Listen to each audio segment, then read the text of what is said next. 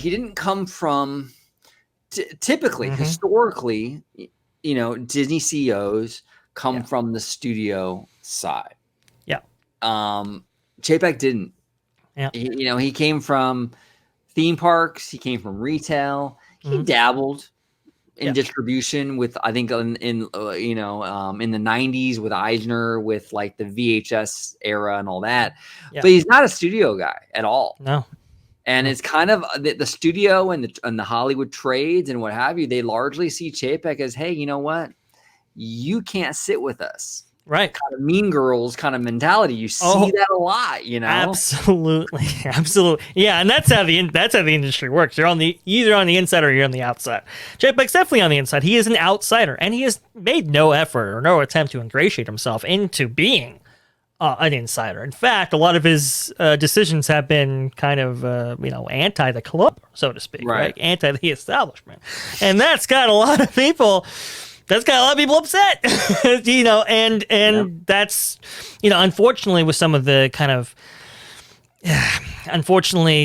some of these decisions that Chapek has made, within the industry have been a little bit sloppy and a little bit have made him vulnerable to attack, and unfortunately, that's been exploited. And I think one of these avenues is what we're seeing now with this creator dispute.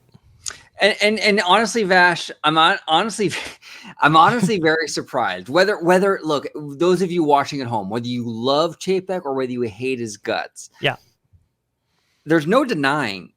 Honestly, when I first heard he was going to be the CEO, I said it multiple times on the camera. I looked the camera right in the eye. And I said, Chapek is going to be a very boring CEO. He's going to kind of tread water. He's going to kind of be like Disney's Tim Cook and not really ruffle any feathers. And boy, I'll say it now, I was wrong.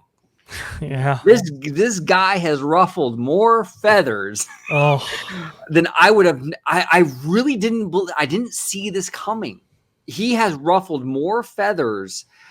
He's a lot more aggressive than I thought he would be, to be quite honest with you. It really kind of threw me for a loop.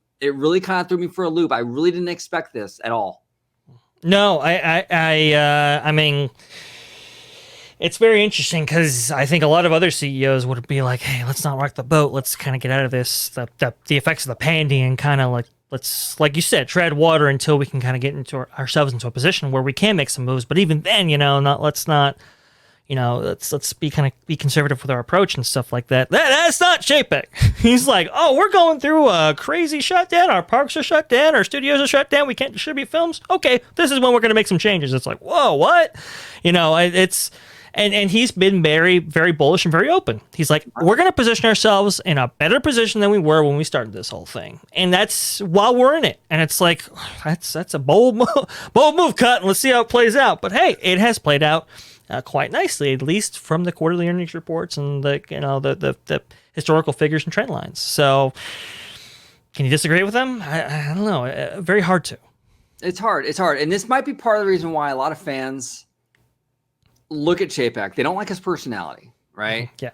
Why wasn't Daddy Josh the CEO, right? Yeah. Kind of thing. Oh, he's a charismatic guy. We all love Daddy Josh, right? But on the inside, Iger and the board, they're looking at Chapek, who's a killer. He's an absolute killer.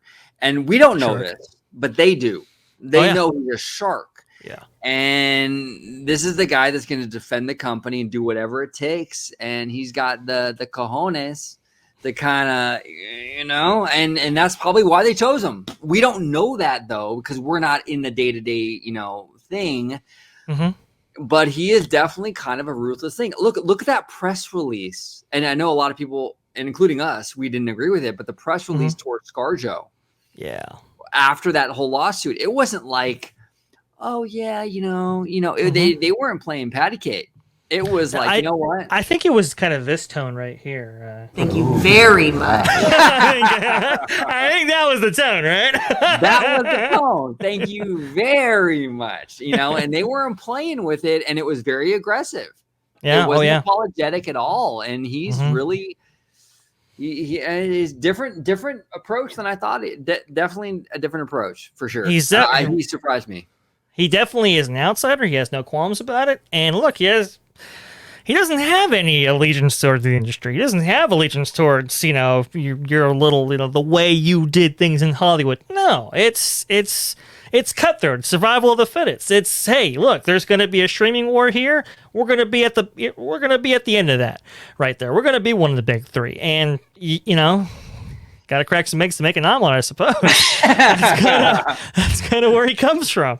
Yeah. I want to say before we close it out, and I don't know if you've seen this show yet. Have you seen Succession, by the way, on HBO Max? No, I haven't. I've heard some amazing things, though, from you and some others. So go ahead.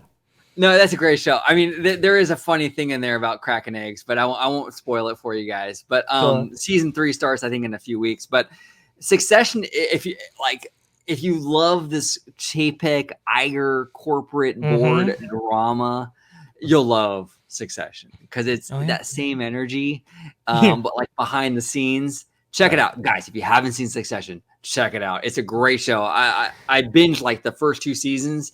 It was so easily bingeable.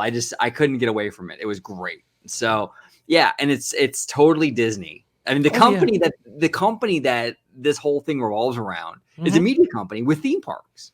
Yeah. In this show, it's about this media company with theme parks, and ironically, the theme park guy is a total scumbag, which is funny. Total scumbag, but it's great. It's great. Watch it.